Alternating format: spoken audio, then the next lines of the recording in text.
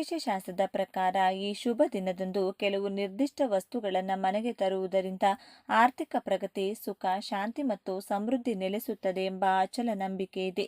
ಹಾಗಾದ್ರೆ ಈ ದಿನ ನಿಮ್ಮ ಅದೃಷ್ಟ ಬದಲಿಸಲು ಮನೆಗೆ ತರಬೇಕಾದ ಆ 5 ಅದೃಷ್ಟದ ವಸ್ತುಗಳು ಯಾವುವು? ಕಂಪ್ಲೀಟ್ ಡೀಟೇಲ್ಸ್ ನೋಡೋಣ ಬನ್ನಿ. ಇನ್ನು ದಾಸವಾಳ ಹೂವಿನ ಗಿಡದಿಂದ ಈ ಒಂದು ಚಿಕ್ಕ ಪರಿಹಾರ ಮಾಡಿದ್ರೆ ಒಂದೇ ಒಂದು ವರ್ಷದೊಳಗೆ ಚಿನ್ನದ ಒಡವೆಯನ್ನ ಕೊಂಡುಕೊಳ್ಳುತ್ತೀರಾ. ಈ ಮಾತು ಪಂಡಿತರು ಹಾಗೂ ನಮ್ಮ ಶಾಸ್ತ್ರಗಳು ಹೇಳ್ತಾ ಇದೆ.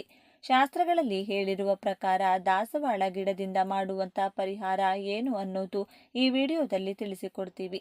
ಇದು ತುಂಬಾನೇ ಚಿಕ್ಕ ಪರಿಹಾರ, ಹಾಗೆ ಈಸಿ ಪರಿಹಾರ ಕೂಡ, ಆದ್ರೆ ತುಂಬಾನೇ ಪವರ್ಫುಲ್ ಆಗಿದೆ. ಹಾಗಾಗಿ ವಿಡಿಯೋ ಫುಲ್ ಆಗಿ ಸ್ಕಿಪ್ ಮಾಡದೆ ನೋಡಿ. ಆದ್ರೆ ಅದಕ್ಕೂ ಮುಂಚೆ ನೀವಿನ್ನು ನಮ್ಮ ಚಾನೆಲ್ನ ಸಬ್ಸ್ಕ್ರೈಬ್ ಮಾಡ್ಕೊಂಡಿಲ್ಲ ಅಂದ್ರೆ ಖಂಡಿತ ಈಗಲೇ ಸಬ್ಸ್ಕ್ರೈಬ್ ಮಾಡ್ಕೊಳ್ಳಿ. ಹಾಗೆ ಈ ವಿಡಿಯೋ ಇಷ್ಟ ಆದ್ರೆ ಮರೆಯದೆ ಒಂದು ಲೈಕ್ ಕೊಡಿ. ಎಲ್ಲರೂ ಭಕ್ತಿಯಿಂದ ಓಂ ಶ್ರೀ ಮಹಾಲಕ್ಷ್ಮಿ ನಮಃ ಅಂತ ಕಮೆಂಟ್ ಮಾಡಿ. ಸಮೃದ್ಧಿಯ ಸಂಕೇತ ಕಲ್ಲುಪ್ಪು. ಹಳೆಯ ಕಾಲದಿಂದಲೂ ಉಪ್ಪನ್ನ ಲಕ್ಷ್ಮಿಯ ಸ್ವರೂಪ ಮತ್ತು ಶುದ್ಧತೆಯ ಸಂಕೇತ ಎನ್ನಲಾಗುತ್ತದೆ. ಈ ದಿನ ಹೊಸದಾಗಿ ಒಂದು ಪ್ಯಾಕೆಟ್ ಕಲ್ಲುಪ್ಪು ಖರೀದಿಸಿ ಮನೆಗೆ ತಂದ್ರೆ ಹಣಕಾಸಿನ ಹರಿವು ಸುಗಮವಾಗುತ್ತದೆ. ಇದು ಮನೆಯಲ್ಲಿರುವ ನಕಾರಾತ್ಮಕ ಶಕ್ತಿಯನ್ನ ಹೊರಹಾಕಿ ಶಾಂತಿ ನೆಲೆಸುವಂತೆ ಮಾಡುತ್ತದೆ. ಲಕ್ಷ್ಮಿಯ ರೂಪ ಅಕ್ಕಿ. ಅಕ್ಕಿಯನ್ನ ಅನ್ನಪೂರ್ಣೇಶ್ವರಿಯ ಸ್ವರೂಪವೆಂದು ಪರಿಗಣಿಸಲಾಗುತ್ತದೆ.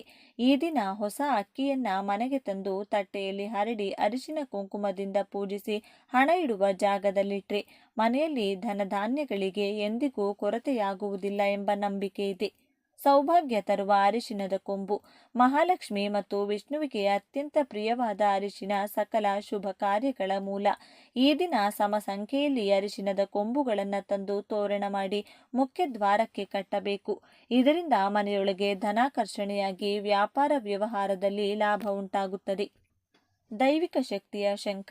ಶಂಖವು ಪವಿತ್ರತೆ ಮತ್ತು ವಿಜಯದ ಸಂಕೇತ. ಈ ದಿನ ದಕ್ಷಿಣಾವರ್ತಿ ಶಂಖವನ್ನ ಮನೆಗೆ ತಂದು ಪೂಜಾ ಕೋಣೆಯಲ್ಲಿರಿಸುವುದರಿಂದ ಆರ್ಥಿಕ ಸಂಕಷ್ಟಗಳು ದೂರವಾಗುತ್ತವೆ. ಇದು ಮನೆಯ ವಾತಾವರಣವನ್ನ ಶುದ್ಧೀಕರಿಸಿ ದೈವಿಕ ಶಕ್ತಿಯನ್ನ ಆಕರ್ಷಿಸುತ್ತದೆ. ಅದೃಷ್ಟದ ಒಂಟಿ ಕಣ್ಣಿನ ತೆಂಗಿನಕಾಯಿ. ಸಾಮಾನ್ಯವಾಗಿ ತೆಂಗಿನಕಾಯಿಗೆ 3 ಕಣ್ಣುಗಳಿರುತ್ತವೆ, ಆದರೆ ಅಪರೂಪವಾಗಿ ಸಿಗುವ ಏಕಾಕ್ಷಿ ಅಥವಾ ಒಂಟಿ ಕಣ್ಣಿನ ತೆಂಗಿನಕಾಯಿ ಅತ್ಯಂತ ಶಕ್ತಿಶಾಲಿ. ಈ ದಿನ ಶುಭ ಮುಹೂರ್ತದಲ್ಲಿ ಇದನ್ನ ಮನೆಗೆ ತಂದು ಪೂಜಿಸಿದ್ರೆ ನಿಮ್ಮ ಜೀವನದ ಎಲ್ಲ ಅಡೆತಡೆಗಳು ನಿವಾರಣೆಯಾಗಿ ಅದೃಷ್ಟ ಕುಲಾಯಿಸುತ್ತದೆ. ಇನ್ನು ನಾವು ಹಿತ್ತಲಲ್ಲಿ ಅಥವಾ ಮನೆ ಮುಂದೆ ದಾಸವಾಳ ಗಿಡವನ್ನ ಬೆಳೆಸಿದ್ರೆ ಆ ಹೂವುಗಳು ಎಷ್ಟು ಸೊಗಸಾಗಿ ಬೆಳೆಯುತ್ತದೆಯೋ ಅಷ್ಟು ಸಮೃದ್ಧಿಯಾಗಿ ನಮ್ಮ ಜೀವನ ಕೂಡ ಇರುತ್ತದೆ ಎಂದು ನಮ್ಮ ಶಾಸ್ತ್ರಗಳು ಹೇಳುತ್ತಿದೆ. ದಾಸವಾಳ ದೇವತಾ ವೃಕ್ಷ. 5 ಕಲ್ಪವೃಕ್ಷಗಳಲ್ಲಿ ದಾಸವಾಳ ಗಿಡ ಕೂಡ ಒಂದು. ಮೊದಲನೆಯದು ಪಾರಿಜಾತ, 2 ಕಲ್ಪವೃಕ್ಷ, 3 ಹರಿಚಂದನ, 4 ಸಂತಾನ ವೃಕ್ಷ, 5ನೇದು ಮಂದಾರ ಗಿಡ. ಮಂದಾರ ಗಿಡ ಅಂದ್ರೆ ದಾಸವಾಳ ಗಿಡ. ಈ 5 ಗಿಡಗಳನ್ನ ಪಂಚಕಲ್ಪ ವೃಕ್ಷಗಳು ಅಂತ ಕರೆಯುತ್ತಾರೆ. ಎಲ್ಲ ಕಾಲಗಳಲ್ಲೂ ಹೂ ಬಿಡುವಂತಹ ದಾಸವಾಳ ಗಿಡವನ್ನ ಮನೆಯಲ್ಲಿ ಬೆಳೆಸಿಕೊಂಡ್ರೆ ಆ ಮನೆಯಲ್ಲಿ ಎಂದೂ ಕೂಡ ಹಣಕ್ಕೆ ಕೊರತೆ ಬರುವುದಿಲ್ಲವಂತೆ. ಕೆಂಪು ದಾಸವಾಳ ಹೂಗಳನ್ನ ದೇವರಿಗೆ ಸಮರ್ಪಿಸಿ ಭಕ್ತಿಯಿಂದ ನಮ್ಮ ಕೋರಿಕೆ ಹೇಳಿಕೊಂಡ್ರೆ ಆ ಕೋರಿಕೆಯನ್ನ ದೇವರು ಸ್ವತಃ ಕೇಳಿಸಿಕೊಂಡು ಈಡೇರಿಸುತ್ತಾರೆ ಎಂದು ಒಂದು ಪುರಾಣ ವಚನವಿದೆ. ದಾಸವಾಳ ಗಿಡ ಮನೆ ಮುಂದೆ ಬೆಳೆಸುವವರು ಸಿಂಹದ್ವಾರದ ಪಕ್ಕದಲ್ಲಿ ಬೆಳೆಸಬೇಕು. ಅದೇ ಒಂದು ವೇಳೆ ಹಿತ್ತಲಲ್ಲಿ ಬೆಳೆಸುವವರು ಎಲ್ಲಿ ಬೇಕಾದರೂ ಬೆಳೆಸಬಹುದು. ನಮ್ಮ ಶಾಸ್ತ್ರಗಳು ಹೇಳಿರುವ ಪ್ರಕಾರ ಒಂದೊಂದು ದೇವರಿಗೆ ಒಂದೊಂದು ಪ್ರತ್ಯೇಕವಾದ ಹೂವೆಂದ್ರೆ ಇಷ್ಟ ಇರುತ್ತದೆ. ಅವರ ಪೂಜೆಯಲ್ಲಿ ಆ ಹೂವನ್ನ ಬಳಸಿದ್ರೆ ನಮಗೆ ಬೇಗನೆ ಫಲ ಸಿಗುತ್ತದೆ. ಆದರೆ ಎಲ್ಲ ದೇವರು ದೇವತೆಗಳು ಇಷ್ಟಪಡುವಂತಹ ಹೂವು ಕೆಂಪು ದಾಸವಾಳ. ನಮಗೆ ಎಷ್ಟೋ ಬಣ್ಣದ ದಾಸವಾಳ ಹೂಗಳಿದ್ದರೂ ಕೂಡ ಕೆಂಪು ಬಣ್ಣದ ಹೂವಿಗೆ ಇರುವಂತಹ ಪ್ರತ್ಯೇಕತೆ ಯಾವ ಹೂವಿಗೂ ಕೂಡ ಇರುವುದಿಲ್ಲ. ದೇವರಿಗೂ ಕೂಡ ಆ ಕೆಂಪು ಬಣ್ಣದ ಹೂವೆಂದ್ರೇನೆ ತುಂಬಾ ಇಷ್ಟ. ಹಾಗಾಗಿ ನಿಮಗೆ ಯಾವ ಬಣ್ಣದ ಹೂವು ಇಷ್ಟ ಇದ್ದರೂ ಕೂಡ ಅದರ ಜೊತೆಗೆ ಈ ಕೆಂಪು ಬಣ್ಣದ ದಾಸವಾಳ ಹೂವನ್ನ ಕೂಡ ಮನೆಯಲ್ಲಿ ತಪ್ಪದೆ ಬೆಳೆಸಿ. ಈಗ ವಿಷಯಕ್ಕೆ ಬಂದ್ರೆ ಪ್ರತಿಯೊಬ್ಬರಿಗೂ ಕೂಡ ಚಿನ್ನ ಅಂದ್ರೆ ತುಂಬಾನೇ ಇಷ್ಟ. ಮುಖ್ಯವಾಗಿ ಹೆಂಗಸರಿಗೆ ಚಿನ್ನ ಅಂದ್ರೆ ಎಷ್ಟು ಇಷ್ಟ ಅಂತ ಪ್ರತ್ಯೇಕವಾಗಿ ಹೇಳಬೇಕಾಗಿಲ್ಲ. ಪ್ರಾಣ ಬೇಕಾದ್ರೂ ಕೊಡ್ತಾರೆ ಹೊರತು ಚಿನ್ನನ ಮಾತ್ರ ಬಿಟ್ಟು ಕೊಡಲ್ಲ. ಅಷ್ಟೊಂದು ಇಷ್ಟ ಚಿನ್ನ ಅಂದ್ರೆ.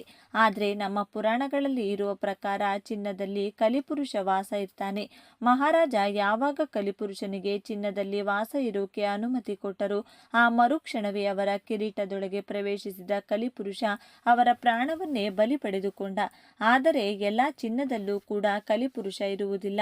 ಯಾರು ಅಧರ್ಮವಾಗಿ ಬೇರೆಯವರಿಗೆ ಮೋಸ ಮಾಡಿ ಚಿನ್ನ ಸಂಪಾದನೆ ಮಾಡಿರುತ್ತಾರೋ ಅಥವಾ ಬೇರೆಯವರ ಚಿನ್ನವನ್ನ ಕದ್ದಿರ್ತಾರೋ ಆ ಚಿನ್ನದಲ್ಲಿ ಮಾತ್ರವೇ ಕಲಿಪುರುಷ ವಾಸ ಇರ್ತಾನೆ. ಇಲ್ಲಿ ಎಲ್ಲರಿಗೂ ಕೂಡ ಜೀವನದಲ್ಲಿ ಚಿನ್ನ ಕೊಂಡುಕೊಳ್ಳಬೇಕು ಅನ್ನೋ ಆಸೆ ಇರುತ್ತದೆ. ಅವರ ಹತ್ರ ಎಷ್ಟು ಚಿನ್ನ ಇದ್ರೂ ಕೂಡ ಇನ್ನೂ ಜಾಸ್ತಿ ಬೇಕು ಅಂತ ಆಸೆ ಪಡುತ್ತಾರೆ. ಬಡವರು ಒಂದು ಓಲೆ ಕಳಿಸಿಕೊಂಡರೂ ಸಾಕು ಅನ್ಕೊಂಡ್ರೆ ಮಿಡಲ್ ಕ್ಲಾಸ್ ಅವರು ಚೈನ್ ಬೇಕು ಅಂತಾರೆ. ಶ್ರೀಮಂತರು ಹೊಸ ಡಿಸೈನ್ ಆಭರಣಗಳು ಯಾವಾಗ ಬರುತ್ತೆ ಅಂತ ಕಾಯ್ತಾ ಇರ್ತಾರೆ. ಹೀಗೆ ಎಲ್ಲರಿಗೂ ಕೂಡ ಚಿನ್ನ ಬೇಕು. ಅದೇ ರೀತಿ ನಿಮಗೂ ಕೂಡ ಚಿನ್ನ ಕೊಂಡುಕೊಳ್ಳುವ ಆಸೆ ಇದ್ರೆ ಈ ದಿನ ಮಿಸ್ ಮಾಡಬೇಡಿ. ನಾನು ಹೇಳುವಂತ ಈ ಪರಿಹಾರವನ್ನ ಮಾಡಿ ನೋಡಿ. ಇದನ್ನ ಬರೀ ಹೆಂಗಸರು ಮಾತ್ರವಲ್ಲದೆ ಗಂಡಸರು ಕೂಡ ಮಾಡಬಹುದು. ಇದಕ್ಕಾಗಿ ನೀವು ಯಾವುದಾದರೂ ಒಂದು ಕೆಂಪು ಬಣ್ಣದ ದಾಸವಾಳ ಹೂವಿನ ಗಿಡದ ಹತ್ರ ಹೋಗಬೇಕು. ಆ ಗಿಡ ನಿಮ್ಮ ಮನೆಯಲ್ಲಿಲ್ಲ ಅಂದ್ರೂ ಕೂಡ ಪರವಾಗಿಲ್ಲ, ಅಕ್ಕಪಕ್ಕದ ಮನೆ ಆಗಿರಬಹುದು ಅಥವಾ ಎಲ್ಲಾದರೂ ಪಾರ್ಕಲ್ಲೋ ರೋಡ್ನಲ್ಲಿರುವಂತಹ ಗಿಡಕ್ಕೆ ಸ್ವಲ್ಪ ನೀರು ಹಾಕಿ ನಮಸ್ಕಾರ ಮಾಡಿಕೊಳ್ಳಿ. ಬಳಿಕ ಆ ಗಿಡದಿಂದ ಒಂದು ಎಲೆಯನ್ನ ಕಿತ್ಕೊಳ್ಳಿ. ಆ ಎಲೆಯಲ್ಲಿ ಎಲ್ಲೂ ಕೂಡ ಡ್ಯಾಮೇಜ್ ಇರಬಾರದು. ಚೆನ್ನಾಗಿ ದೊಡ್ಡದಾಗಿರುವಂತಹ ಎಲೆಯನ್ನ ಕಿತ್ಕೊಂಡು ಬನ್ನಿ. ಆ ಎಲೆಯನ್ನ ಮನೆಗೆ ತಂದು ಚೆನ್ನಾಗಿ ತೊಳೆದು ಆ ಎಲೆ ಫುಲ್ ಕವರ್ ಆಗೋ ತರ ಅರಿಶಿನ ಹಚ್ಚಬೇಕು. ಅಂದ್ರೆ ಎಲ್ಲೂ ಕೂಡ ಹಸಿರು ಬಣ್ಣ ಕಾಣಿಸಬಾರದು, ಅಷ್ಟು ಚೆನ್ನಾಗಿ ನೀವು ಅರಿಶಿನವನ್ನ ಹಚ್ಚಬೇಕು. ಬಳಿಕ ಅದನ್ನ ಲಕ್ಷ್ಮೀ ದೇವಿ ಫೋಟೋ ಮುಂದೆ ಇಟ್ಟು ಅದರ ಮೇಲೆ ಎಷ್ಟಾಗುತ್ತೋ ಅಷ್ಟು ನೆನೆಸಿಟ್ಟಿರುವಂತಹ ಕಡಲೆ ಕಾಳುಗಳನ್ನ ಹಾಕಬೇಕು. ರಾತ್ರಿನೇ ನೆನೆಸಿಟ್ರೂ ಕೂಡ ಪರವಾಗಿಲ್ಲ ಅಥವಾ ಒಂದು 4 ಗಂಟೆ ಮುಂಚೆ ನೆನೆಸಿಟ್ರೂ ಕೂಡ ಪರವಾಗಿಲ್ಲ. ಆ ಎಲೆಯಲ್ಲಿ ಎಷ್ಟು ಹಿಡಿಸುತ್ತೋ ಅಷ್ಟು ಕಡಲೆ ಕಾಳುಗಳನ್ನು ಹಾಕಿ. ನೀವು ಕಡಲೆಕಾಳು ನೆನೆಸುವಾಗ ಸ್ವಲ್ಪ ಅರಿಶಿನ ಕೂಡ ಹಾಕಿ ನೆನೆಸಿರಬೇಕು. ಈ ರೀತಿ ಎಲೆ ಮೇಲೆ ಅರಿಶಿನ ಹಾಕಿ ಕಡಲೆಕಾಳು ಹಾಕಿದ ಮೇಲೆ ಸ್ವಲ್ಪ ಹೊತ್ತು ಕಣ್ಣು ಮುಚ್ಚಿಕೊಂಡು ಲಕ್ಷ್ಮೀ ದೇವಿಗೆ ನಿಮ್ಮ ಮನಸ್ಸಿನಲ್ಲಿರುವಂತಹ ಕೋರಿಕೆಯನ್ನು ಹೇಳಿಕೊಳ್ಳಿ. ನಿಮಗೆ ಒಡವೆ ಬೇಕು ಅಂದರೆ ಅದನ್ನೇ ಹೇಳಿ. ಹಣ, ಆರೋಗ್ಯ, ಸಿರಿ ಸಂಪತ್ತು, ಐಶ್ವರ್ಯ, ಸಂತೋಷ ಹೀಗೆ ಏನು ಬೇಕೋ ಅದನ್ನ ಕೇಳಿ. ಆದರೆ ಒಂದೇ ಒಂದು ಕೋರಿಕೆ ಮಾತ್ರನೇ ನೀವು ಕೇಳಬೇಕು. ಅದರ ನಂತರ ನೀವು ನಾರ್ಮಲ್ ಆಗಿ ಪೂಜೆ ಮಾಡಿ ಮುಗಿಸಿಕೊಳ್ಳಿ. ದೇವರ ಮುಂದೆ ನೀವಿಟ್ಟಂತಹ ಆ ಎಲೆ ಹಾಗೂ ಕಡಲೆ ಕಾಳುಗಳನ್ನು ದಿನ ಪೂರ್ತಿ ಅದೇ ರೀತಿ ಬಿಡಬೇಕು. ಹಾಗೇನೆ ಯಾವ ಸಮಯದಲ್ಲೂ ಕೂಡ ದೀಪ ಆರದೇ ಇರೋ ಥರ ನೋಡ್ಕೊಳ್ಳಿ. ಇನ್ನು ಆ ಕಡಲೆಕಾಳು ಅಥವಾ ಆ ಎಲೆಯನ್ನು ಮುಟ್ಟೋದಾಗ್ಲಿ ಕದಲಿಸೋದಾಗ್ಲಿ ಮಾಡೋಕೆ ಹೋಗಬೇಡಿ. ಇನ್ನು ಅಮಾವಾಸ್ಯೆ ನೆಕ್ಸ್ಟ್ ಡೇ ನೀವು ಸ್ನಾನ ಮಾಡಿಕೊಂಡು ಬಿಸಿ ಬಿಸಿಯಾಗಿ ಅನ್ನ ತಯಾರಿಸಿ ಅದರಲ್ಲಿ ಸ್ವಲ್ಪ ಹಾಲು, ಬೆಲ್ಲದ ಪುಡಿ ಹಾಗೂ ತುಪ್ಪ ಬೆರೆಸಿ ಅದನ್ನು ಉಂಡೆ ಥರ ಕಟ್ಟಿ ಲಕ್ಷ್ಮೀ ದೇವಿ ಫೋಟೋ ಮುಂದೆ ಇಡಿ. ನೀವು ನಾರ್ಮಲ್ ಆಗಿ ಪೂಜೆ ಮಾಡಿಕೊಂಡು ಆ ಕಡಲೆ ಕಾಳುಗಳ ಎಲೆ ಇದೆಯಲ್ಲ, ಇದನ್ನ ನೀವು ಈಗಾಗಲೇ ಲಕ್ಷ್ಮೀ ದೇವಿ ಮುಂದೆ ಇಟ್ಟಿರುವಂತಹ ಅನ್ನದ ಉಂಡೆ ಇದೆಯಲ್ಲ ಅದರ ಮಧ್ಯದಲ್ಲಿ ಭದ್ರವಾಗಿಟ್ಟು ಅದನ್ನ ತಗೊಂಡು ಹೋಗಿ ಯಾವುದಾದರೂ ಹಸುಗೆ ತಿನ್ನಿಸಿಬಿಡಿ. ಒಂದು ವೇಳೆ ನೀವಿರೋ ಜಾಗದಲ್ಲಿ ಯಾವ ಹಸು ಕೂಡ ಸಿಗಲ್ಲ ಅನ್ನೋ ಪಕ್ಷದಲ್ಲಿ ನೀವು ಈ ಅನ್ನ ತಯಾರಿಸೋ ಅಗತ್ಯ ಇಲ್ಲ. ಬರೀ ಈ ಎಲೆಯನ್ನ ತಗೊಂಡು ಹೋಗಿ ಕಾಳುಗಳನ್ನ ಯಾವುದಾದರೂ ಪಕ್ಷಿಗೆ ಕೊಟ್ಟು ಆ ಎಲೆ ಮಾತ್ರವೇ ನೀವು ಯಾವ ಗಿಡದ ಎಲೆ ಕಿತ್ತು ತಂದಿರ್ತೀರೋ ಅದೇ ಗಿಡದ ಕೆಳಗೆ ಸ್ವಲ್ಪ ಮಣ್ಣು ಅಗೆದು ಅದರೊಳಗೆ ಈ ಎಲೆಯನ್ನ ಹಾಕಿ ಮುಚ್ಚಿಡಿ. ನೀವು ಹಸುಗೆ ಕೊಡೋದಿದ್ರೆ ಈ ಡಬಲ್ ಕೆಲಸ ಇರುವುದಿಲ್ಲ. ಎಲ್ಲ ಕೂಡ ಟೋಟಲ್ ಆಗಿ ಹಸುಗೆ ಕೊಟ್ಟು ಬಿಡಬಹುದು. ಹಸು ಸಿಗೋದೇ ಇಲ್ಲ ಅನ್ನೋರು ಮಾತ್ರ ಇನ್ನೇನು ಮಾಡೋಕ್ಕಾಗಲ್ಲ. ಈ ರೀತಿ ಪಕ್ಷಿಗೆ ಕಾಳುಗಳನ್ನ ಕೊಟ್ಟು ಎಲೆಯನ್ನ ಮಾತ್ರ ಅದೇ ಗಿಡದ ಕೆಳಗಡೆ ಹೋಗಿ ಹಾಕಬೇಕು. ಈ ಒಂದು ಚಿಕ್ಕ ಪರಿಹಾರ ಮಾಡಿಕೊಂಡ್ರೆ ಖಂಡಿತ 1 ವರ್ಷದ ಒಳಗೆ ನೀವು ಕೇಳಿರುವಂತ ಕೋರಿಕೆ ಈಡೇರುತ್ತದೆ. ಒಂದು ವೇಳೆ ಚಿನ್ನ ಬೇಕು ಅಂತ ನೀವು ಕೇಳಿದ್ರೆ 1 ವರ್ಷದ ಒಳಗಡೆ ನಿಮ್ಮ ಚಿನ್ನ ಕೊಂಡುಕೊಳ್ತೀರಾ. ನೀವು ಒಂದು ವೇಳೆ ತುಂಬಾ ಬಡವರಾಗಿದ್ದು ಅಥವಾ ದಿನಗೂಲಿ ಮಾಡ್ತಾ ಇದ್ರೂ ಕೂಡ ಚಿನ್ನವನ್ನ ಕೊಂಡುಕೊಳ್ತೀರಾ ಅಥವಾ ಯಾವುದೋ ಒಂದು ರೂಪದಲ್ಲಿ ಚಿನ್ನ ತಪ್ಪದೆ ನಿಮ್ಮ ಕೈ ಸೇರುತ್ತದೆ. ಆ ಅದೃಷ್ಟವನ್ನ ಸ್ವತಃ ಲಕ್ಷ್ಮೀ ದೇವಿಯೇ ನಿಮಗೆ ಕೊಡ್ತಾರೆ. ಹಾಗಾಗಿ ಸ್ನೇಹಿತರೆ, ಮಿಸ್ ಮಾಡಿಕೊಳ್ಬೇಡಿ. ಈ ಚಿಕ್ಕ ಪರಿಹಾರವನ್ನ ಮಾಡಿಕೊಂಡು ನಿಮ್ಮ ಕೋರಿಕೆಯನ್ನ ಈಡೇರಿಸಿಕೊಳ್ಳಿ. ಈ ವಿಡಿಯೋ ನಿಮಗೆ ಇಷ್ಟ ಆದರೆ ಲೈಕ್ ಮಾಡಿ, ಶೇರ್ ಮಾಡಿ.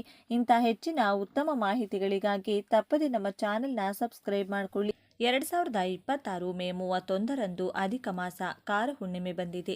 ಹಾಗಾಗಿ ತುಂಬ ವಿಶೇಷವಾದದ್ದು ಈ ದಿನ. 11 ವೀಳ್ಯದೆಲೆಯಿಂದ ಹೀಗೆ ಮಾಡಿದರೆ ಮಹಾ ಐಶ್ವರ್ಯವಂತರಾಗ್ತೀರಾ. ಗುರುಬಲದಿಂದ ಮುಟ್ಟಿದ್ದೆಲ್ಲ ಬಂಗಾರವಾಗುವ ಸಮಯ ಏರ್ಪಡುತ್ತದೆ. ಈ ದಿನ ಯಾವ ಬೇರನ್ನ ಕೊರಳಿಗೆ ತಾಯತದಲ್ಲಿ ಧರಿಸಿದ್ರೆ ವರ್ಷ ಪೂರ್ತಿ ಧನಾಕರ್ಷಣೆ ಜನಾಕರ್ಷಣೆ ಆಗುತ್ತದೆ ಎಂದು ಇವತ್ತಿನ ಈ ವಿಡಿಯೋದಲ್ಲಿ ಸಂಪೂರ್ಣವಾಗಿ ತಿಳಿಸಿಕೊಡ್ತೀವಿ. ಬನ್ನಿ. ತುಂಬ ಶ್ರೇಷ್ಠವಾದದ್ದು ಈ ದಿನ ಮಾಡುವಂಥ ಶುಭ ಕಾರ್ಯಗಳಿಗೆ ಹೊಸ ವ್ಯಾಪಾರಕ್ಕೆ, ಹೊಸ ಕೆಲಸಗಳಿಗೆ, ಹೊಸ ಒಪ್ಪಂದಗಳಿಗೆ ಯಾವುದೇ ಮುಹೂರ್ತ ನೋಡುವ ಅಗತ್ಯವಿಲ್ಲ. ಅಷ್ಟರ ಮಟ್ಟಿಗೆ ಈ ದಿನ ಶಕ್ತಿ ಇದೆ. ಅಂದರೆ ಈ ದಿನ ನೀವು ಏನನ್ನ ಮಾಡ್ತೀರೋ ಅದು ನಿರಂತರವಾಗಿ ನಡೆಯುತ್ತದೆ. ಉತ್ತಮ ಕೆಲಸಗಳನ್ನು ಮಾಡಿದರೆ ಜೀವನ ಪೂರ್ತಿ ಉತ್ತಮವಾದ ಕೆಲಸಗಳನ್ನೇ ಮಾಡುತ್ತೀರಿ. ಸಾಸಿವೆಯಷ್ಟು ಬಂಗಾರ ಖರೀದಿಸಿದರೆ ಮತ್ತೆ ಮತ್ತೆ ಬಂಗಾರ ಖರೀದಿಸುವಂಥ ಶಕ್ತಿ ನಿಮಗೆ ಬರುತ್ತದೆ. ಬಂಗಾರದ ಜೊತೆಗೆ ಬೆಳ್ಳಿ ಖರೀದಿ ಮಾಡಿದರೂ ತುಂಬ ಒಳ್ಳೆಯದು. ಭೂಮಿ ಖರೀದಿ, ಮನೆ ಖರೀದಿ, ಶಂಕುಸ್ಥಾಪನೆ ಮತ್ತು ಆಸ್ತಿ, ಮನೆ ವಿಚಾರವಾಗಿ ಒಪ್ಪಂದಗಳಿಗೆ ಸಹಿ ಹಾಕುವುದು, ಗುರುಗಳ ಆಶೀರ್ವಾದ ಪಡೆಯುವುದು, ಗುರುಗಳ ಸೇವೆ ಮಾಡುವುದು, ಸಾಲಗಳನ್ನು ತೀರಿಸಲು ಪ್ರಯತ್ನ ಮಾಡುವುದು, ಹಣವನ್ನು ಕೂಡಿಡಲು ಆರಂಭಿಸುವುದು, ಹೊಸ ವ್ಯಾಪಾರ ವ್ಯವಹಾರ ಆರಂಭಿಸುವುದು. ಜೀವನದಲ್ಲಿ ಗುರುಗಳೇ ಇಲ್ಲ ಎಂದರೆ ಹೊಸದಾಗಿ ಯಾರನ್ನಾದರೂ ಗುರುವಾಗಿ ಸ್ವೀಕರಿಸುವುದು. ಹೀಗೆ ನಾನಾ ಕೆಲಸಗಳಿಗೆ ಈ ದಿನ ಸಹಕಾರ ನೀಡುತ್ತದೆ. ಅತ್ಯಂತ ಪುಣ್ಯಪ್ರದವಾದ ದಿನವೆಂದೇ ಹೇಳ್ಬೋದು. ದಿನ ತಪ್ಪದೆ ಮನೆಗೆ ಬಾಳೆಗಿಡದ ಬೇರನ್ನು ತರಬೇಕು. ಬಾಳೆಗಿಡಕ್ಕೆ ನೀರನ್ನು ಅರ್ಪಿಸಿ ಸಕ್ಕರೆ ಅಥವಾ ಬೆಲ್ಲವನ್ನು ನೈವೇದ್ಯವಾಗಿಟ್ಟು ಚಿಕ್ಕ ಬೇರಿನ ತುಂಡನ್ನು ಮನೆಗೆ ತರಬೇಕು. ಮನೆಗೆ ತಂದಂಥ ಬೇರನ್ನು ಅರಿಶಿನದ ನೀರಿನಿಂದ ತೊಳೆದು ಒಂದು ತಾಯತದಲ್ಲಿ ಸೇರಿಸಿ ಕೊರಳಿಗೆ ಅರಿಶಿನದ ದಾರದ ಸಹಾಯದಿಂದ ಧರಿಸಿಕೊಳ್ಳಬೇಕು. ಈ ಬೇರಿನ ತಾಯತವನ್ನು ಯಾರು ಈ ದಿನ ದೇಹಕ್ಕೆ ಧರಿಸಿಕೊಳ್ತಾರೋ ಅವರಿಗೆ ಪಿತೃದೋಷಗಳು ಕಡಿಮೆಯಾಗ್ತಾ ಬರುತ್ತದೆ.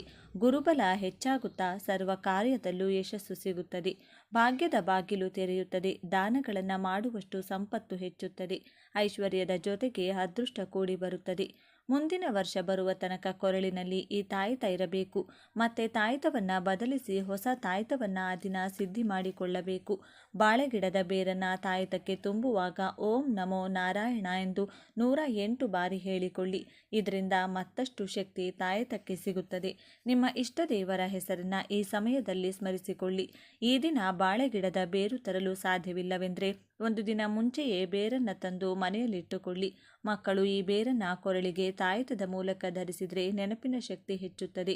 ಪಿತೃಗಳ ಅನುಗ್ರಹ ಸಿಗುತ್ತದೆ. ದೊಡ್ಡವರು ಧರಿಸಿದರೆ ಹಣದ ಆಕರ್ಷಣೆ ಚೆನ್ನಾಗಿ ಆಗುತ್ತದೆ.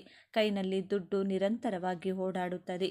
ನಿಂತ ವ್ಯವಹಾರಗಳಲ್ಲಿ ಪ್ರಗತಿ, ಧನಲಾಭ, ಮಾನಸಿಕ ನೆಮ್ಮದಿ ಸಿಗುತ್ತದೆ. ದೇವರು ಗುರುಗ್ರಹ ಅಂದರೆ ಬೃಹಸ್ಪತಿ. ಆದ್ದರಿಂದ ಹಣ್ಣು ಹಂಪಲು ದಕ್ಷಿಣೆಯನ್ನು ಈ ದಿನ ಗುರುಗಳಿಗೆ ನೀಡಿ ಅವರ ಆಶೀರ್ವಾದವನ್ನು ತಪ್ಪದೇ ಪಡೆಯಿರಿ. ಗುರುಗಳು ಇಲ್ಲವೆಂದರೆ ನಿಮ್ಮ ಮನೆಯಲ್ಲಿರುವಂತಹ ಹಿರಿಯರ ಕಾಲಿಗೆ ಬಿದ್ದು ಆಶೀರ್ವಾದ ಪಡೆಯಿರಿ. ಗುರು ರಾಘವೇಂದ್ರ ಸ್ವಾಮಿಗಳಾಗಿರಬಹುದು, ಶಿರಡಿ ಸಾಯಿಬಾಬಾಗಳಾಗಿರಬಹುದು, ದತ್ತಾತ್ರೇಯ ಸ್ವಾಮಿಯಾಗಿರಬಹುದು. ಈ ರೀತಿ ಗುರುಗಳ ಆಲಯಕ್ಕೆ ಹೋಗಿ ಗುರುಗಳ ದರ್ಶನವನ್ನು ತಪ್ಪದೇ ಮಾಡಿ. ಓಂ ದತ್ತಾತ್ರೇಯ ನಮಃ ಎಂದು ಸಾಧ್ಯವಾದಷ್ಟು ಬಾರಿ ಹೇಳಿಕೊಳ್ಳಿ. ಹಾಗೆಯೇ ಈ ದಿನ ದಾನವನ್ನು ಮರೆಯದೇ ಮಾಡಬೇಕು. ಈ ನಕ್ಷತ್ರ ಇರುವ ದಿನ ದಾನ ಮಾಡಿದರೆ ಹೆಚ್ಚು ಹೆಚ್ಚು ದಾನ ಮಾಡುವ ಶಕ್ತಿ ವೃದ್ಧಿಸುತ್ತದೆ. ಹಸಿದವರಿಗೆ ಈ ದಿನ ಅನ್ನದಾನ ಮಾಡಿ. ಹಾಲಿನ ದಾನವನ್ನು ನೀಡಿ. ಜಲದಾನವನ್ನು ಮಾಡಿದರೆ ಶ್ರೇಷ್ಠ ಫಲಗಳು ಪ್ರಾಪ್ತಿಯಾಗುತ್ತೆ. ನಿಮ್ಮಲ್ಲಿನ ಸಂಪತ್ತು ಹೆಚ್ಚಾಗಿ ಅದನ್ನು ಮತ್ತೊಬ್ಬರಿಗೆ ಹಂಚುವಂತಹ ಮಟ್ಟಕ್ಕೆ ನೀವು ತಲುಪುತ್ತೀರಿ. ಹಾಗೆಯೇ ಈ ದಿನದಿಂದ ಸ್ವರ್ಣ ಗಣಪತಿ ಮಂತ್ರ ಪಠಿಸಲು ಆರಂಭ ಮಾಡಿದರೆ ಶೀಘ್ರವಾಗಿ ಬಂಗಾರ ಕೊಳ್ಳುವ ಶಕ್ತಿ ಬಂದು ಮನೆಗೆ ಹೆಚ್ಚಿನ ಬಂಗಾರ ತರಲು ದಾರಿಯಾಗುತ್ತದೆ. ಈ ಸ್ವರ್ಣ ಗಣಪತಿ ಮಂತ್ರವನ್ನು ನಾಳೆ ಹಾಗೂ ದಿನನಿತ್ಯ ನಿಮ್ಮ ಮನೆಯಲ್ಲಿ ದೀಪಾರಾಧನೆ ಮಾಡುವಾಗ ಸಾಧ್ಯವಾದಷ್ಟು ಬಾರಿ ಪಠಿಸಿ. ಗಣೇಶನಿಗೆ ನಮಸ್ಕಾರ ಮಾಡಿಕೊಳ್ಳಿ. ಈ ಮಂತ್ರ ಹೇಳುವಾಗ 11 ವೀಳ್ಯದೆಲೆಗಳನ್ನು ಒಂದೊಂದೇ ಗಣೇಶನ ಮುಂದೆ ಇಡುತ್ತಾ ಮಂತ್ರವನ್ನು ಕೂಡ 11 ಬಾರಿ ಹೇಳಿಕೊಳ್ಳಬೇಕು. ತುಪ್ಪದ ದೀಪಗಳನ್ನು ಗಣೇಶನ ಮುಂದೆ ಬೆಳಗಿ ದೇವರ ಮುಂದೆ ಇಟ್ಟ 11 ಎಲೆಗಳನ್ನು ಸ್ವಲ್ಪ ಸಮಯದ ನಂತರ ನೀವಾದರೂ ಸರಿ, ನಿಮ್ಮ ಮನೆಯವರಾದರೂ ಸರಿ ಎತ್ತಿಟ್ಟುಕೊಂಡು ಸೇವಿಸುತ್ತಾ ಬರಬೇಕು. ಸಕ್ಕರೆ, ಏಲಕ್ಕಿ, ಅಡಿಕೆ, ಒಂದು ಸಿಹಿ ಖರ್ಜೂರದ ಜೊತೆಗೆ ಎಲೆಯನ್ನು ಸೇವಿಸುತ್ತಾ ಕಷ್ಟಗಳೆಲ್ಲ ಕಳೆಯಲೆಂದು ಗಣಪತಿಗೆ ಕೈ ಮುಗಿಯಬೇಕು. ಅತ್ಯಂತ ಪ್ರಿಯವಾದ ನಕ್ಷತ್ರ. ಹಾಗಾಗಿ ಈ ದಿನದಂದು ಸರ್ವ ಗ್ರಹಗಳ ಅನುಗ್ರಹಕ್ಕೆ ನವಗ್ರಹ ಪ್ರದಕ್ಷಿಣೆ ಮಾಡಬೇಕು. ಈ ದಿನ ನವಗ್ರಹಗಳಿಗೆ ಪ್ರದಕ್ಷಿಣೆ ಮಾಡುವಾಗ ಓಂ ನಮಃ ಶಿವಾಯ ಅಥವಾ ಶಿವಾಯ ಓಂ ಎಂದು ಹೇಳಿಕೊಳ್ಳಿ. ಅನ್ನ ಹಾಗೂ ಎಳ್ಳನ್ನು ನವಗ್ರಹಗಳ ಮುಂದಿಟ್ಟು ನಮಸ್ಕಾರ ಮಾಡಿಕೊಂಡ್ರೆ ಅನೇಕ ರೀತಿಯ ಗ್ರಹದೋಷ, ಜಾತಕ ದೋಷಗಳು ಕೂಡ ಕಳೆದು ಹೋಗುತ್ತದೆ. ಇನ್ನು ಸ್ವಲ್ಪ ಸ್ವಂತ ಮನೆ ಕಟ್ಟಲು ಕನಸು ನನಸಾಗುತ್ತದೆ. ಯಾವುದಾದರೂ ದೇಗುಲದ ಆವರಣದಲ್ಲಿ ಅಥವಾ ಖಾಲಿ ಪ್ರದೇಶಗಳಲ್ಲಿ ನಿಮ್ಮ ಕೈನಿಂದ 11 ಅರಳಿ ಸಸಿಗಳನ್ನು ಅಥವಾ ಒಂದೇ ಒಂದು ಔದುಂಬರ ಸಸಿಯನ್ನು ನೆಟ್ಟು ಜಲವನ್ನು ಅರ್ಪಿಸಿ ಬರಬೇಕು. ಆಗಾಗ ಈ ಸಸಿಗಳ ಬಳಿ ಹೋಗಿ ಪೋಷಿಸಬೇಕು. ಈ ಕೆಲಸ ಮಾಡೋದ್ರಿಂದ ನಿಮ್ಮ ಜಾತಕದಲ್ಲಿ ಎಂಥದ್ದೇ ದೋಷಗಳಿದ್ದರೂ ಕಳೆದು ಭೂಮಿಯೋಗ ಪ್ರಾಪ್ತಿಯಾಗುತ್ತದೆ. ನೋಡಿದ್ರಲ್ಲ, ಈ ದಿನ ಯಾವೆಲ್ಲ ವಿಧಿವಿಧಾನಗಳನ್ನು ಪಾಲಿಸಿದರೆ ಐಶ್ವರ್ಯ ಪ್ರಾಪ್ತಿಯಾಗುತ್ತೆ ಅಂತ. ಸಾಲಗಳಿಂದ ಉಂಟಾಗುವಂತಹ ಮಾನಸಿಕ ವೇದನೆ ಅಥವಾ ಆರ್ಥಿಕ ಸಮಸ್ಯೆ ನಿವಾರಿಸಿಕೊಳ್ಳೋಕೆ ಈ ಪರಿಹಾರ ತುಂಬ ಚೆನ್ನಾಗಿ ಕೆಲಸ ಮಾಡುತ್ತದೆ. ಈ ಪರಿಹಾರದಲ್ಲಿ ನಾವು ಬಳಸೋ ಪ್ರತಿ ಪದಾರ್ಥಕ್ಕೂ ಒಂದು ನಿರ್ದಿಷ್ಟವಾದ ಶಕ್ತಿ ಇದೆ. ಈ ಪರಿಹಾರಕ್ಕಾಗಿ ನಾವು ಬಳಸುವಂತಹ ವಸ್ತುಗಳ ಪ್ರಾಮುಖ್ಯತೆ ಏನೆಂದರೆ, ಈ ಪರಿಹಾರಕ್ಕೆ ನಮಗೆ ಮೊದಲು ಬೇಕಾಗಿರೋದು ಕಪ್ಪು ಬಣ್ಣದ ಬಟ್ಟೆ. ಕಪ್ಪು ಬಣ್ಣ ಶನಿದೇವರ ಸಂಕೇತ. ಶನಿಗ್ರಹ ಕರ್ಮ, ನ್ಯಾಯ ಹಾಗೂ ಕಷ್ಟಗಳಿಗೆ ಅಧಿಪತಿ. ಕಪ್ಪು ಬಣ್ಣ ನಕಾರಾತ್ಮಕ ಶಕ್ತಿಗಳನ್ನು, ದೃಷ್ಟಿಯನ್ನು ಹಾಗೂ ಕೆಟ್ಟದ್ದನ್ನು ತನ್ನೊಳಗೆ ಎಳೆದುಕೊಳ್ಳುವಂಥ ಗುಣ ಹೊಂದಿದೆ. ಆದ್ದರಿಂದಲೇ ಅಮಾವಾಸ್ಯೆ ದಿನ ಕಪ್ಪು ಬಟ್ಟೆ ಹಾಕೋಬಾರ್ದು ಅಂತಾರೆ. ಇನ್ನು ಈ ಪರಿಹಾರಕ್ಕೆ ನಮಗೆ ಬೇಕಾದಂಥ ಎರಡನೇ ಪದಾರ್ಥ ಲವಂಗ. ಇದಕ್ಕೆ ನಮಗೆ 5 ಲವಂಗಗಳು ಬೇಕು. ಲವಂಗಗಳು ನಕಾರಾತ್ಮಕ ಶಕ್ತಿಗಳನ್ನು ನಾಶಪಡಿಸುವ ಶಕ್ತಿ ಹೊಂದಿವೆ. ಇದು ಕಾರ್ಯಸಿದ್ಧಿಗೆ ಹಾಗೂ ನಮ್ಮೊಳಗೆ ಸಕಾರಾತ್ಮಕ ಶಕ್ತಿಯನ್ನು ಹೆಚ್ಚಿಸಲು ಉಪಯೋಗವಾಗುತ್ತೆ. ಪಂಚಭೂತಗಳಿಗೆ ಸಂಕೇತವಾಗಿ ಈ ಪರಿಹಾರದಲ್ಲಿ ನಾವು 5 ಲವಂಗಗಳನ್ನು ಬಳಸುತ್ತೀವಿ. ಇನ್ನು ಮೂರನೇ ಪದಾರ್ಥ 5 ಕರಿಮೆಣಸು. ಮೆಣಸು ದೃಷ್ಟಿಯನ್ನು, ಶತ್ರುಗಳ ಕೆಟ್ಟ ಆಲೋಚನೆಗಳನ್ನು ನಾಶಪಡಿಸುವ ಶಕ್ತಿ ಹೊಂದಿದೆ. ಇದು ನಮ್ಮ ಸುತ್ತಲೂ ಒಂದು ರಕ್ಷಣಾ ಕವಚದಂತೆ ಕೆಲಸ ಮಾಡುತ್ತದೆ. ಇನ್ನು ಈ ಪರಿಹಾರದಲ್ಲಿ ನಾವು ಬಳಸುವಂತಹ ಕೊನೆಯ ಪದಾರ್ಥ ಕಪ್ಪು ಎಳ್ಳು. ಇದು ಶನಿದೇವರಿಗೆ, ಪಿತೃದೇವತೆಗಳಿಗೆ ಅತಿ ಪ್ರಿಯವಾದದ್ದು. ಕಪ್ಪು ಎಳ್ಳು ನಮ್ಮ ಕರ್ಮಫಲವನ್ನು, ಪಿತೃದೋಷಗಳನ್ನು, ದೀರ್ಘಕಾಲದ ಸಮಸ್ಯೆಗಳನ್ನು ನಿವಾರಿಸಲು ಸಹಾಯ ಮಾಡುತ್ತೆ. ಸಾಲಬಾಧೆ ಕೂಡ ಒಂದು ರೀತಿಯಾದ ಕರ್ಮಫಲವೇ. ಸೂರ್ಯ ಮುಳುಗಿದ ಮೇಲೆ ಈ ಪರಿಹಾರ ಮಾಡಬೇಕು. ಇದಕ್ಕಾಗಿ ನೀವು ಮೊದಲು ಕೈಕಾಲು ತೊಳೆದುಕೊಂಡು ಒಂದು ಪ್ರಶಾಂತವಾದ ಹಾಗೂ ಯಾರೂ ಇಲ್ಲದೇ ಇರುವಂಥ ಜಾಗದಲ್ಲಿ ಕುಳಿತುಕೊಂಡು ನಿಮ್ಮ ಮುಂದೆ ಒಂದು ಕಪ್ಪು ಬಟ್ಟೆಯನ್ನು ಹರಡಿ ಮೊದಲು ಅದರಲ್ಲಿ ಒಂದು ಹಿಡಿ ಕಪ್ಪು ಎಳ್ಳು ಹಾಕಿ ಅದರ ಮೇಲೆ 5 ಚೆನ್ನಾಗಿ ಹೂವಿರುವಂಥ ಲವಂಗಗಳಿಟ್ಟು ಅದರ ಮೇಲೆ 5 ಚೆನ್ನಾಗಿರುವಂಥ ಕಾಳು ಮೆಣಸು ಹಾಕಿ 1 ನಿಮಿಷ ಕಣ್ಣು ಮುಚ್ಚಿಕೊಂಡು ನಿಮ್ಮ ಇಷ್ಟ ದೇವರು, ಕುಲದೇವರು ಹಾಗೂ ಪಿತೃದೇವತೆಗಳನ್ನು ಮನಸ್ಫೂರ್ತಿಯಾಗಿ ಪ್ರಾರ್ಥಿಸಿ ನಿಮ್ಮ ಸಮಸ್ಯೆಗಳನ್ನು ಸ್ಪಷ್ಟವಾಗಿ ಹೇಳಿಕೊಳ್ಳಬೇಕು. ಅಂದರೆ ಆರ್ಥಿಕ ಸಮಸ್ಯೆ ಆಗಿರಬಹುದು, ಅನಾರೋಗ್ಯ ಸಮಸ್ಯೆ ಆಗಿರಬಹುದು, ದೃಷ್ಟಿದೋಷ, ಹೀಗೆ ಯಾವ ಸಮಸ್ಯೆ ಇದ್ರೂ ಆ ಸಮಸ್ಯೆಯನ್ನು ಹೇಳಿಕೊಂಡು ದೇವರೇ, ನನ್ನ ಮಾನಸಿಕ ಭಾರ ಹಾಗೂ ನನ್ನ ಎಲ್ಲ ಸಮಸ್ಯೆಗಳನ್ನು ಈ ಪದಾರ್ಥಗಳಲ್ಲಿ ಆವಾಹನೆ ಮಾಡ್ತಾ ಇದ್ದೀನಿ. ಈ ಸಮಸ್ಯೆಗಳೆಲ್ಲವೂ ಈ ಮೂಟೆಯ ಜೊತೆಗೆ ನನ್ನ ಜೀವನದಿಂದ ತೊಲಗಿ ಹೋಗಬೇಕು ಎಂದು ದೃಢ ನಂಬಿಕೆಯಿಂದ ನಿಮ್ಮ ಸಂಕಲ್ಪ ಹೇಳಿಕೊಂಡು ಆ ಬಟ್ಟೆಯನ್ನು ಗಂಟು ಕಟ್ಟಬೇಕು. ಆ ನಂತರ ಆ ಮೂಟೆಯನ್ನು ನಿಮ್ಮ ಬಲಗೈನಲ್ಲಿ ಹಿಡಿದುಕೊಂಡು ನಿಮ್ಮ ತಲೆ ಸುತ್ತಲೂ 7 ಸಲ ಸುತ್ತಿಕೊಳ್ಬೇಕು. ಪ್ರತಿ ಸಲ ಒಂದೊಂದು ಸುತ್ತುವಾಗಲೂ ನನ್ನ ಸಮಸ್ಯೆಗಳೆಲ್ಲವೂ ನನ್ನಿಂದ ದೂರ ಆಗ್ತಿದೆ ಎಂದು ದೃಢವಾಗಿ ನಿಮ್ಮ ಮನಸ್ಸಿನಲ್ಲಿ ಅಂದುಕೊಳ್ಬೇಕು. 7 ಸಲ ಸುತ್ತಿದ ತಕ್ಷಣ ಆ ಮೂಟೆಯನ್ನು ತೆಗೆದುಕೊಂಡು ಮನೆಯಿಂದ ಹೊರಗಡೆ ಹೋಗಿ ಯಾರೂ ಇಲ್ಲದೆ ಇರುವಂಥ ನಿರ್ಜನ ಪ್ರದೇಶದಲ್ಲಾಗಿರಬಹುದು, ಅಥವಾ ಮುಳ್ಳಿನ ಗಿಡದ ಕೆಳಗಡೆ ಆಗಿರಬಹುದು, ಅಥವಾ ಹರಿಯು ನೀರಾಗಿರಬಹುದು. ಈ 3 ಪ್ರದೇಶಗಳಲ್ಲಿ ಯಾವುದೋ ಒಂದು ಜಾಗದಲ್ಲಿ ಆ ಮೂಟೆಯನ್ನು ಎಸೆದು ಹಿಂದಿರುಗಿ ನೋಡದೆ ಮನೆಗೆ ಬಂದು ಬಿಡಿ. ನೀವು ಹಿಂದೆ ತಿರುಗಿ ನೋಡಿದರೆ ನೀವು ಬಿಸಾಕಿದಂಥ ಸಮಸ್ಯೆಗಳಿಗೆ ದುಪ್ಪಟ್ಟು ಸಮಸ್ಯೆಗಳನ್ನು ನಿಮ್ಮ ಜೊತೆಗೆ ನಿಮ್ಮ ಮನೆಗೆ ತೆಗೆದುಕೊಂಡಂತೆ ಆಗುತ್ತದೆ. ನೀವು ಈ ಪರಿಹಾರ ಮಾಡೋಕೆ ಶುರು ಮಾಡಿದಾಗಿನಿಂದ ಪರಿಹಾರ ಮುಗಿಸಿ ಮನೆಗೆ ಬರೋವರೆಗೂ ಯಾರ ಜೊತೆ ಕೂಡ ಮಾತನಾಡಬಾರದು.